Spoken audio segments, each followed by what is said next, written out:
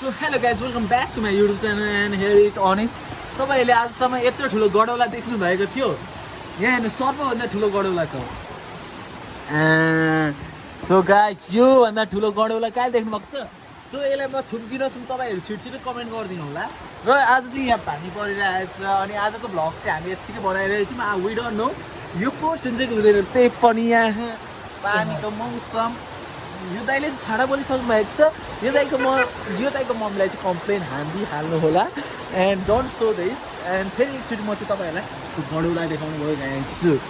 अनि यो गडौला यहाँ हेर्नुहोस् त, यो गडौलालाई मैले छुएँ भने तपाईँहरू मलाई सब्सक्राइब, यो गडौलालाई मैले छुएँ भने तपाईँहरू मलाई सब्सक्राइब हान्नु हुन्छ छिटो भन्नु ल। योलाई छुएँ भने तपाईँहरू मलाई सब्सक्राइब चाहिँ हान्नु नबिर्सनु ल।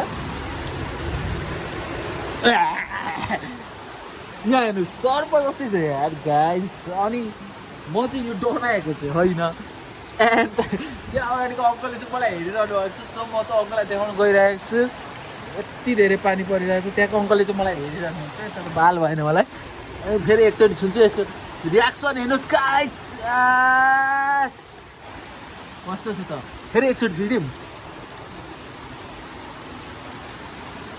सो अब चाहिँ छुन्न, अब चाहिँ म हात धुनु पर्छ होइन। अनि यो हात चाहिँ म अहिले धोइहाल्छु। अनि आज चाहिँ मोमोसम्म पाकेको थियो। अनुसार तपाईँलाई अघि मोमो खाएर कस्तो भयो तपाईँलाई अघि मोमो खाएर यो दाइको गर्लफ्रेन्ड चाहिँ छैन। अनि यो दाइलाई गर्लफ्रेन्ड कोही बन्न चाहनुहुन्छ भने बनिदिनु होला। अनि म चाहिँ फेरि एकचोटि कपाल तोडिदिइहाल्छु होइन।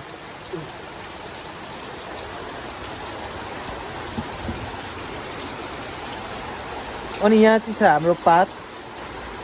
यो पात चाहिँ अब हामी पूजा गर्ने हो यो दाइको बिहेमा होइन दाइ। बिहे भन्ने यो दाइ बिहे भन्ने बित्तिकै चाहिँ यति एक्साइटेड हुन्छ। सो अनि यहाँ चाहिँ छ हाम्रो मौरीभित्र छन्। अनि मौरीभित्र भएपछि हामी बाहिर छौँ।